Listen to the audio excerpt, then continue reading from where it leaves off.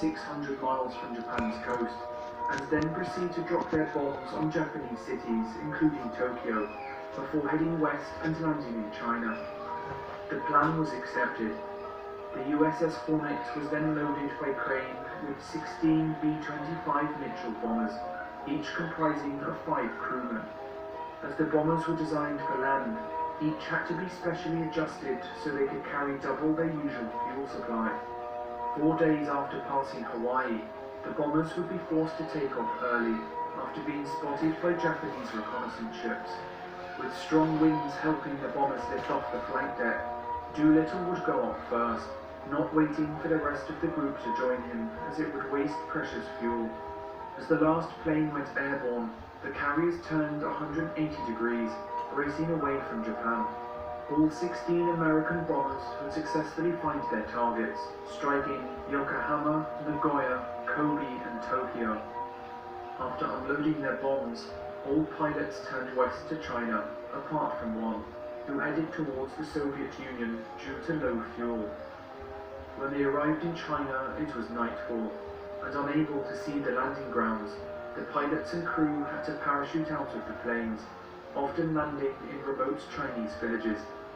Against all odds, 73 of the 80 Doolittle Raiders would make it back to the United States. Although the attack was militarily insignificant, only killing around 50 people, it came as a deep psychological shock to the Japanese people. Up to this point, they had only seen success after success, with it being almost unthinkable that Japan itself might be attacked. Back in the United States, Doolittle would go on to receive the Medal of Honor, with the raid itself becoming known as the Doolittle Raid. But for the Japanese, American aircraft carriers became a priority. They would have to be destroyed if Japan was to remain safe.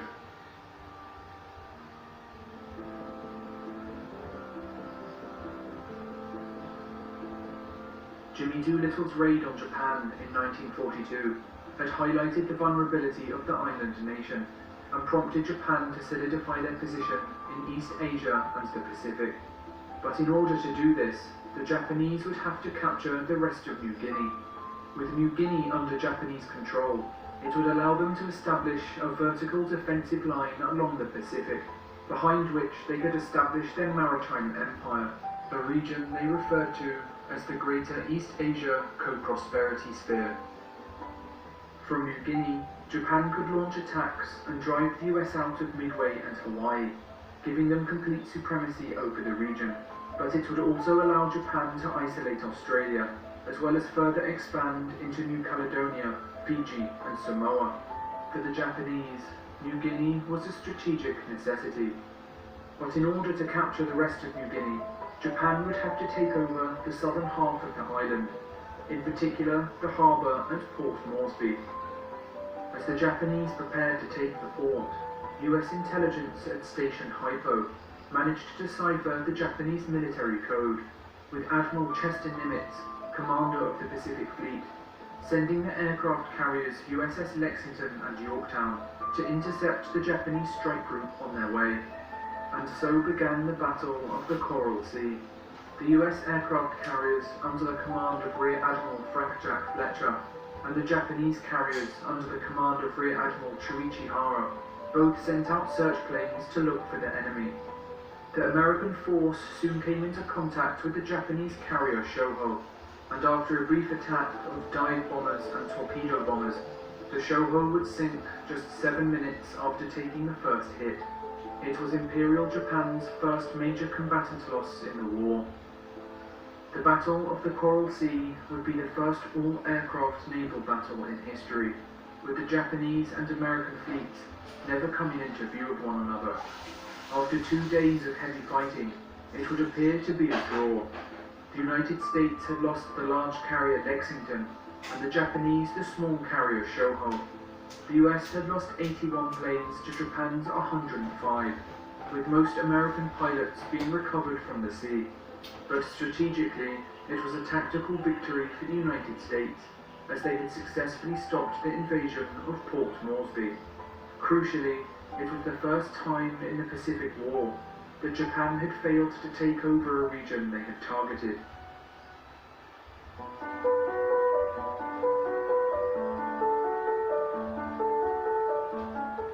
6 months after Pearl Harbor, and 1 month after the Battle of the Coral Sea, Japan were ready to strike again. Yamamoto believed it was crucial for the American aircraft carriers to be destroyed, as they posed an enormous risk to mainland Japan, as shown with the Doolittle raids. But in order for them to be destroyed, they would have to be brought out into the open. And so Yamamoto set up an elaborate plan. Japan would invade the US island of Midway, which served as an airbase and refueling station for US aircraft. The small island of Midway was not of any particular strategic importance for Japan, but the Japanese knew the Americans would consider Midway a vital outpost that provided them a defensive line for Pearl Harbor, and therefore they would have no choice but to defend the island. With the American fleet being sent in defense, its aircraft carriers would be open to attack, where Japanese submarines, battleships, and a fleet of aircraft carriers known as the Kido Butai would be waiting to ambush them. It seemed to be a brilliant plan, but unknown to the Japanese, there were two major flaws. First, the Japanese thought the Americans only had 2 aircraft carriers, believing they had already sunk both the Lexington and Yorktown at the Battle of the Coral Sea, but the Yorktown still survived. And second, the Americans knew the entire plan. On May 7, 1942, the same day that American pilots sank the carrier Shoho in the Coral Sea, American codebreakers at Station Hypo in Pearl Harbor had intercepted and deciphered several messages that the Japanese were planning a major attack on a target codenamed AF. Joseph Rochefort, head of the code-breaking operation at Station Hypo, believed that AF was the Japanese code for Midway, but in order to make sure and provide proof to his superiors, he devised a cunning plan. The base at Midway would send out an uncoded radio message to Hawaii, falsely stating that their water purification system had broken down. Sure enough, within 24 hours, American codebreakers picked up a Japanese message that stated AF was short on water. Rochefort's suspicions had been confirmed. They were able to further determine the date of the attack as either the 4th or 5th of June, as well as the Japanese strategy.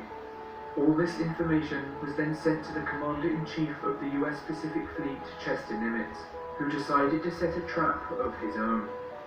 Nimitz's plan would utilize the element of surprise. He would send all 3 of his aircraft carriers several hundred miles north of Midway, to a position named Point Luck, correctly calculating that the Japanese would never look there. From this position, once the Japanese had launched an attack on Midway, their carriers would be exposed, making them easy targets for American pilots. Nimitz's plan was in place. He would then refuel the Hornet and Enterprise and repair the damaged Yorktown. Rear Admiral Raymond A. Spruance would command the Hornet and Enterprise, while Rear Admiral Frank Jack Fletcher would command the Yorktown. Spruance would head out first, and 2 days later, on the 30th of May, the Yorktown would set sail, with workmen remaining on board making last-minute repairs. On the morning of June 4, 1942, Japanese Admiral Chuichi Nagumo would launch a total of 108 aircraft, all sent to attack the island of Midway.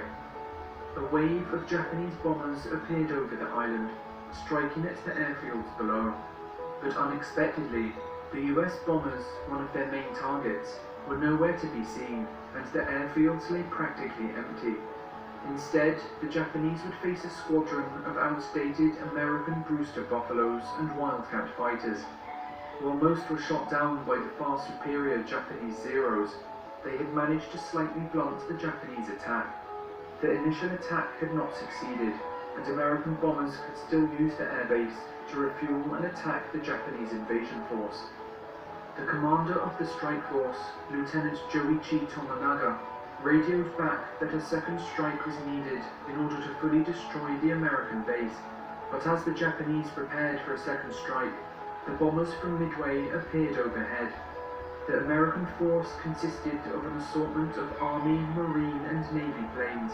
but they were all outdated and the Japanese Zeros quickly shot them down. Admiral Nagumo was then told one of his search planes had sighted what appeared to be a carrier.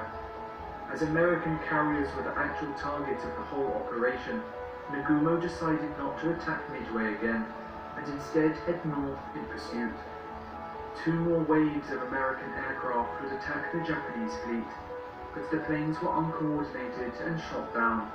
Of the 41 torpedo bombers the Americans sent to attack the Japanese fleet that morning, only 4 of them safely returned, with none able to place a single torpedo on target. The Americans, even with the element